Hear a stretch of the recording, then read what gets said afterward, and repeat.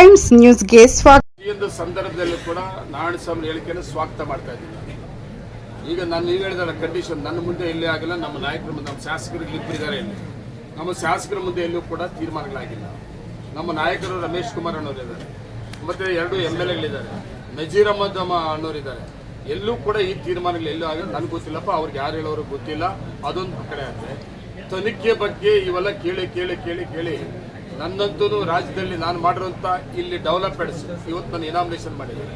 ಇವತ್ತು senior system ನಿರ್ದೇಶಕರಿದ್ರು ಕೂಡ ಇವತ್ತು ನಮ್ಮ ರಾಜ್ಯ ನಾಯಕರಿಂದ, ನಮ್ಮ ಜಿಲ್ಲಾ ನಾಯಕರಿಂದ, ನಮ್ಮ ನಿರ್ದೇಶಕರಿಗೆಲ್ಲ ಎಲ್ಲರೂ ಕೂಡ ನಂಜೇಗೌಡರು ಮುಂದುವರಲಿ ಅಂತ ನನಗೆ ಅವಕಾಶ ಮಾಡಿಕೊಟ್ಟಿದ್ದಾರೆ. ಮಾಡಬಾರ್ದಂತ ಮಾಡಿದಿದ್ರೆ, ಅಗನ್ಗಳು ಮಾಡಿದಿದ್ರೆ ಇವತ್ತು ನಾನು ನಿರ್ದೇಶಕನಾಗಿ ಇನಾಮಿನೇಷನ್ ಆಗ್ತಾ ಇರಲಿಲ್ಲ. ಇವತ್ತು ನಮ್ಮ ನಾಯಕರಲ್ಲಿ ಧೈರ್ಯ ನನ್ನ ಪಕ್ಕದಲ್ಲಿ ಕೂತಿದ್ದಾರಲ್ಲ, ಇವ್ರು ಯಾರು ಸಹಕಾರ ಕೊಡ್ತಾ ಇರಲಿಲ್ಲ. ನಾನು ಇವತ್ತು 3ನೇ ಅವಧಿಗೆ ನಾನು ಅಧ್ಯಕ್ಷನಾಗಿದೆ ಅಂತ ಹೇಳ್ತಾ ಇದ್ದೀನಲ್ಲ, ಈ ಅಧ್ಯಕ್ಷನ ಅವಧಿ ಕೂಡ ನನಗೆ ಅವಕಾಶ ಸಿಗ್ತಾ ಇರಲಿಲ್ಲ. ತನಿಖೆ ಮಾಡ್ತೀನಿ ಅನ್ನೋದು ನಾನು ಸ್ವಾಗತ ಬಯಸ್ತಾ ಇದ್ದೀನಿ.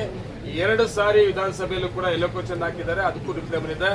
ಈಗ ತನಿಖೆ ಮಾಡೋದು ಕೂಡ ಇಷ್ಟು ದಪ್ಪ ಫೈಲ್ ಕೂಡ ಕೊಟ್ಟಿದ್ದಾರೆ, ನಾನು ಸ್ವಾಗತ ಮಾಡ್ತೇನೆ. ನನ್ನ ಆಡಳಿತ ಮಂಡಳಿ, ನಾನು ಒಬ್ಬ ಅಲ್ಲ, 5 ವರ್ಷ ನನ್ನ ಆಡಳಿತ ಮಂಡಳಿಯಲ್ಲಿ ಎಷ್ಟು ಜನ ನಿರ್ದೇಶಕರಿದ್ವು, ಅದು ನಾವೆಲ್ಲರೂ ಕೂಡ ಇವತ್ತು ಗೆದ್ದಿರ್ಬೋದು, ಕೆಲವು ಸೋತೋಗಿರ್ಬೋದು, ಎಲ್ಲರೂ ಕೂಡ ಸ್ವಾಗತ ಮಾಡ್ತೇವೆ. ನಾವು ಒಂದೇ ಒಂದು ನಮ್ಮ ಆಡಳಿತ ಮಂಡಳಿ ತಗೊಂಡಂತ ತೀರ್ಮಾನ ಯೋಜನೆಗಳು. ಇನ್ನೊಂದು ಜನರಲ್ ಬಾಡಿ ನೋಡಿದಿರಲ್ಲ, ಜನರಲ್ ಬಾಡಿ ಬರುತ್ತವ್ದು ಯಾರು? ಹಾಲು ಉತ್ಪಾದಕರ ಸಹಕಾರ ಸಂಘ ಅಧ್ಯಕ್ಷಗಳಲ್ವಾ? ಅಧ್ಯಕ್ಷರಲ್ಲಿ 90% ಒಂದು ಸೈಡ್ ಆಗಿದೆ, ನಿಮ್ಗೆ ನೆನಪಿಲ್ವಾ? 90% ನಾವೇನಾದ್ರೂ ಮಾಡಬಾರ್ದು ಮಾಡಿದ್ರೆ ಆ ಸ್ಟೇಜಲ್ಲಿ ಹತ್ರಕ್ಕೆ ಬರ್ಸ್ತಾರಲ್ಲ, ನಮ್ಮನ್ನ ಓಡಿಸೋರು, ನಮ್ಮನ್ನ ನಡೀರಿ ಸಾಕು ನೀವು ಮಾಡಿರೋದು ಘನ ಕಾರ್ಯಗಳು ಅಂತ.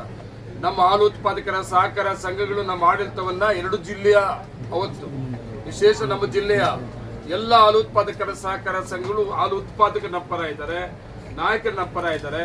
ಇವರು ವೈಯಕ್ತಿಕವಾಗಿ ಏನಾದ್ರು ಮಾಡೋದಾದ್ರೆ ನಾನು ಸ್ವಾಗತ ಮಾಡ್ತಾ ಇದ್ದೀನಿ. ನಮಗೂ ಅವ್ರಿಗೇನು ಮನಸ್ತಾಪ ಇಲ್ಲ. ಕಾಂಗ್ರೆಸ್ MLA ಅಲ್ಲ, ನೀವು ನೋಡ್ತೀರಿ ಪ್ರತಿಯೊಂದು ಸಭೆಯಲ್ಲಿ ಹೇಳ್ತೀನಲ್ಲ, 3 ಸಾರಿ MLA ಸೀನಿಯರ್ ಅಂತ. ಏನಪ್ಪ ನಾವೇನು ಕಾಂಗ್ರೆಸ್ ಅವ್ರು ಕೂತ್ಕೊಂಡು ಮಾತಾಡೋದೇನು, ನಮ್ಗೇನು ಕೂತ್ಕೊಂಡು ಮಾತಾಡೋಕೆ ಅವಕಾಶ ಸಿಕ್ಕಿದ್ರೆ ಕೂತ್ಕೊಂಡು ಕಾಂಗ್ರೆಸ್ MLA ಅಂತ ಮಾತಾಡ್ತೀವಿ. ನೋಡಿ ಅವರು, ನಾನು ಸುಮಾರು ಸಾರಿ ನಾನು ಹೇಳಿದ್ದೀನಿ, ವಯಸ್ಸಲ್ಲಿ ಸಿಕ್ಕವರಾದ್ರೂ 3 ಸಾರಿ ಶಾಸಕರಾಗಿದ್ದೀರಿ ಅಂತ. ಅವ್ರು ಕೆಲವೆಲ್ಲ ನಾನು ಒಳ್ಳೆಯ ಸ್ನೇಹಿತರಾಗಿದ್ರೆ ಯಾರಾದ್ರೂ ಸ್ನೇಹಿತರು ಯಾರನ್ನು ಹೇಳಿದಾಗ ನಾವು ಅಕ್ಸೆಪ್ಟ್ ಮಾಡಬೇಕಾದ್ರೆ, ಯೋಚನೆ ಮಾಡಬೇಕಾಗ್ತದೆ.